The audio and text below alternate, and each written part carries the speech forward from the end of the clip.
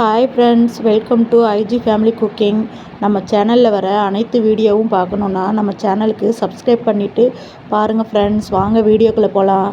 எங்கள் வீட்டுக்காரர் வேலைக்கு போகிறதுக்கு முன்னாடியே சிக்கன் வாங்கி வச்சுட்டு தான் போனார். நான் அதுக்கப்புறமா ஏந்திரிச்சு குழந்தைங்களுக்கு டிஃபன் தோசை தான் ஊற்றி கொடுத்தேன். அதோட தேங்காய் சட்னி வச்சு இன்றைக்கி காலையில் மார்னிங் டிஃபனை முடிச்சிட்டோம். மதியம் லஞ்சுக்கு சிக்கன் குழம்பு வச்சுக்கலான்னு யோசிச்சுட்டு இருந்தா அந்த பிள்ளைங்க, அம்மா எனக்கு சிக்கன் பிரியாணி வச்சு கொடுங்கம்மா அப்படின்னு கேட்டாங்க. சரி, ஓகே, இன்றைக்கி சிக்கன் பிரியாணி வச்சிடலாம் வாங்க அப்படின்னு அவங்களையே வெங்காயம் தக்காளி எல்லாம் நறுக்க விட்டுட்டேன். நான் அதுக்குள்ளே சிக்கனுக்கு தேவையான இஞ்சி பூண்டு பேஸ்ட்டு, கொத்தமல்லி, புதினா எல்லாம் சேர்த்து மிக்ஸி ஜாரில் அடித்து எடுத்துகிட்டு வந்துட்டேன். அடித்து எடுத்து வச்ச விழுதை தனியாக எடுத்து வச்சுக்கோங்க. இதுக்கப்புறமா தான் நமக்கு வேலையே இருக்குது.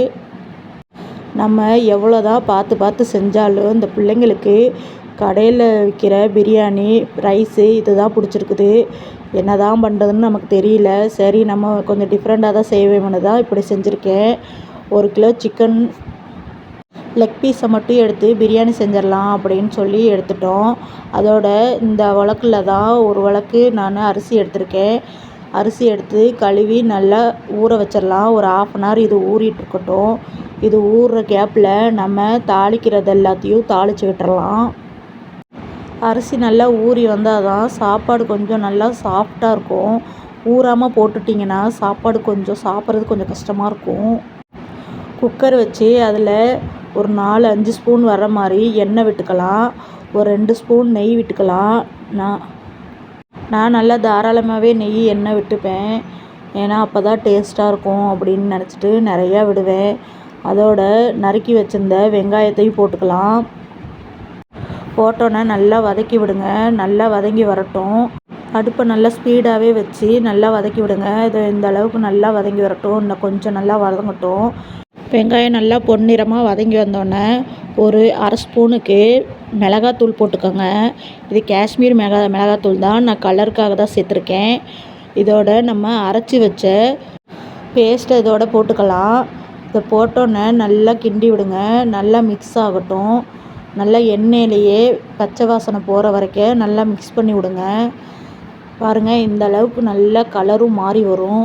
இதுக்கப்புறமா நம்ம நறுக்கி வச்சுருக்க தக்காளியை சேர்த்துக்கலாம். தக்காளி ஒரு 3 தக்காளி எடுத்திருக்கேன். அதையும் சேர்த்து நல்லா கலந்து விடுங்க. நல்லா தக்காளி கொஞ்சம் நேரம் குக் ஆகட்டும். நல்லா குக் ஆனதுக்கப்புறமா ஒரு பச்சை மிளகாய் நறுக்கி வச்சுருக்கேன். ஏன்னா நம்ம மசாலா பொடியெல்லாம் சேர்க்க போகிறோம். அதனால் பச்சை மிளகாய் கொஞ்சமாகவே சேர்த்துக்கலாம். கருவேப்பிலை 2 கொத்து போட்டுக்கலாம். நான் எங்கள் பிள்ளைங்க சாப்பிட்றதுனால காரம் கம்மியாக தான் போட்டுக்கிறேன். உங்களுக்கு தேவையான காரம் போட்டுக்கோங்க. அதோட 1 கப் தயிர் ஊற்றிக்கலாம். தயிர் ஊற்றி நல்லா மிக்ஸ் பண்ணி விடுங்க. அடி பிடிக்க வாய்ப்பு இருக்குது. அடுப்பை சிம்மில் வச்சுக்கோங்க. ஏன்னா நம்ம இஞ்சி பூண்டு பேஸ்ட்டு சேர்த்தாலே அடி பிடிக்கும். அதனால் அடுப்பை சிம்மில் வச்சு நல்லா வதக்கி விடுங்க. நல்லா வதங்கி வந்துருச்சு. எண்ணெய் கூட பிரிஞ்சிருக்கு பாருங்கள். இதோட நம்ம வீட்டிலையே அரைச்சி வச்சுருக்க பிரியாணி தூள் சேர்த்துக்கலாம். இந்த பிரியாணி தூள் நான் வீட்டிலையே தான் ப்ரிப்பேர் பண்ணியிருக்கேன். நான் வெளியிலலாம் பிரியாணி தூள் எந்த மசாலாவுமே வெளியே வாங்க மாட்டேன். வீட்டிலையே தான் எல்லாமே செஞ்சுப்பேன். உங்களுக்கு வேணும்னா சொல்லுங்கள், இதோட ரெசிபி உங்களுக்கு சொல்கிறேன். நல்ல பச்சை வாசனையெல்லாம் போய் சூப்பராக ரெடி ஆயிடுச்சு. இதோட நம்ம எடுத்து கழுவி வச்சுருக்க சிக்கனை கலந்துக்கலாம். சிக்கனை சேர்த்தோன்னே நல்லா கிண்டி விடுங்க. நல்லா அந்த மசாலா சிக்கனில் ஏறுற அளவுக்கு கொஞ்சம் நேரம் அப்படியே குக் ஆகட்டும். நல்லா மசாலாவோட ஃப்ளேவர்லாம் சிக்கனில் இறங்கணும். அப்போ தான் சிக்கன் சாப்பிடும்போது கொஞ்சம் நல்லாயிருக்கும். இதுக்கு தேவையான அளவு உப்பு போட்டுக்கலாம். பிரியாணிக்கு மொத்தமாகவே உப்பு சேர்த்துட்டேன். இதை நல்லா கிண்டி விடுங்க. நல்லா மசாலாவில் 2 நிமிஷம் குக் ஆனதுக்கப்புறம் நம்ம எந்த அளாக்கில் அரிசி எடுத்தோமோ அந்த அளாக்கு வச்சு தண்ணி 3 அளாக்கு ஊற்றிக்கலாம். ஏன்னா நான் 1 அளாக்கு எடுத்துருக்கிறேன். 1க்கு 2ங்கிற விதத்தில் போடணும். நான் சிக்கன் வேகிறதுக்கு சேர்த்து 1 எக்ஸ்ட்ரா ஊற்றிருக்கேன். ஆக 3 அளாக்கு ஊற்றணும். ஊற்றி நல்லா கொஞ்சம் நல்லா மிக்ஸ் பண்ணி விடுங்க. நல்லா மிக்ஸ் பண்ணி விட்டு கொஞ்சம் சூடேறட்டும்.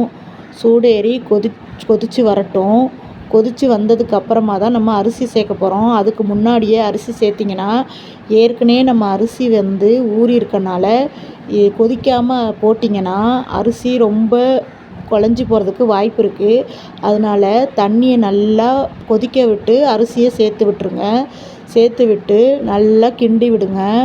இந்த பாருங்கள், நல்லா இந்த அளவுக்கு மிக்ஸ் பண்ணி விட்டு இதுக்கு தேவையான அளவு உப்பு, புளிப்பு, காரம் எல்லாம் சரியாக இருக்கான்னு செக் பண்ணிக்கோங்க. ஏன்னா இப்போவே பத்தலைன்னா போட்டுக்கலாம். எனக்கு எல்லாமே கரெக்டாக இருக்குது. எல்லாம் சரியாக இருக்கிறதுனால நான் மூடி போட்டு மூட போகிறேன். இந்த மூடி விட்டு ஒரு 3 விசில் விடலாம். ஏற்கனவே நம்ம அரிசி ஊற வச்சுருக்கனால 3 விசில் போதுமானது. 3 விசில் விட்டு இறக்கிடலாம். விசில் வர்றப்பயே வீடே மணக்கிற மாதிரி செம்ம வாசனையாக இருந்துச்சு. பிரியாணியும் அந்த மாதிரி தான் டேஸ்ட்டாக இருந்துச்சு. பாருங்கள், திறக்கும் போதே சாப்பாடு எவ்வளோ தனித்தனியாக நம்மளுக்கு சூப்பராக தெரியுதுன்னு பாருங்கள். இந்த மாதிரி சூப்பராக தனித்தனியாக இருந்தால் தான் பிரியாணி சாப்பிட நல்லாயிருக்கும். இதோட மேலே ஒரு 2 ஸ்பூனுக்கு நெய் விட்டுக்கலாம். நெய் கடைசியாக நெய் விட்டிங்கன்னா அந்த நெய் வாசனை பிரியாணிக்கு செம்மையாக டேஸ்ட்டு கொடுக்கும். பாருங்கள், எவ்வளோ சூப்பராக தனித்தனியாக சாப்பாடு தனித்தனியாக இருக்குதுன்னு பாருங்கள். இந்த அளவுக்கு உங்களுக்கு வரணுன்னா நான் சொன்ன அளவுக்கு நீங்கள் போட்டு செஞ்சு பாருங்கள். எங்கள் பிள்ளைங்க சூப்பராக சாப்பிட்டாங்க. ரொம்ப பிடிச்சிருக்குதுமா, நல்லா இருக்குமா அப்படின்னு சாப்பிட்டாங்க.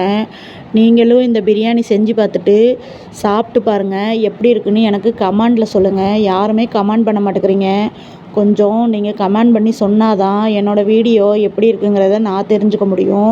ப்ளீஸ் ஃப்ரெண்ட்ஸ், எனக்கு கொஞ்சம் கமெண்ட் பண்ணுங்கள், லைக் பண்ணுங்கள், நம்ம சேனலை ஃபாலோ பண்ணிக்கோங்க. இந்த பிரியாணி டிஷ்ஷு இன்றைக்கி சண்டே ஸ்பெஷலாக எங்கள் வீட்டில் நாங்கள் செஞ்சுருக்கோம். உங்கள் வீட்டில் சண்டே ஸ்பெஷலாக என்ன செஞ்சீங்கன்னு எனக்கு கமெண்டில் சொல்லுங்கள் ஃப்ரெண்ட்ஸ்.